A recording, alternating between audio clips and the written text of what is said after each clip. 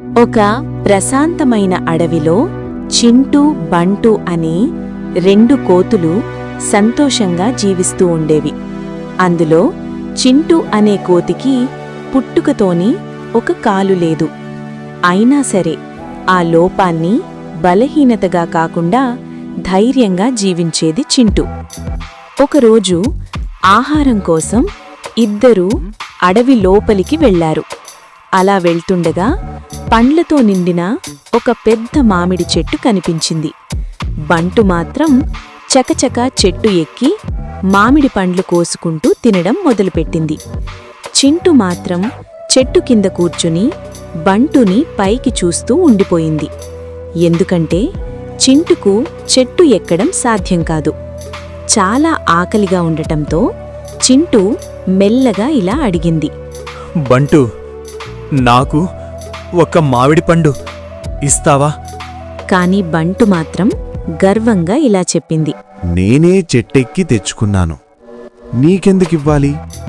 చింటూ కళ్లలో కన్నీళ్లతో మళ్ళీ ఇలా వేడుకుంది, ప్లీజ్ బంటు, నువ్వు తిన్న తొక్కలైనా ఇవ్వు, నాకు చాలా ఆకలిగా ఉంది. కాని బంటు మాత్రం చింటూని పట్టించుకోకుండా తింటూనే ఉంది. చింటూ చాలా బాధతో అక్కడి నుంచి నెమ్మదిగా వెళ్ళి ఒక మూల కూర్చుని ఏడవడం మొదలుపెట్టింది. ఆ కన్నీళ్లను చూసిన పార్వతీదేవి, శివుడు ఆకాశం నుంచి భూమిపైకి దిగివచ్చారు. ఏమైంది చింటూ అని కరుణతో అడిగారు. చింటూ జరిగిన కథంతా భక్తితో నిజాయితీగా శివపార్వతులకు చెప్పింది. ఆ కథ విన్న శివపార్వతులు చింటూ మంచి మనస్సుకు కరిగిపోయారు. వరమిచ్చారు. ఆ వరంతో చింటుకు తన కాలు తిరిగి వచ్చింది. చింటూ ఆనందంతో కన్నీళ్లు పెట్టుకుంది.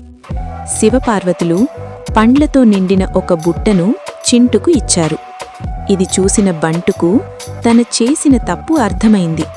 సిగ్గుతో తల వంచుకుంది. ఈ కథ మనకు ఏం చెబుతుంది అంటే, అహంకారం కాదు, కరుణే నిజమైన బలం.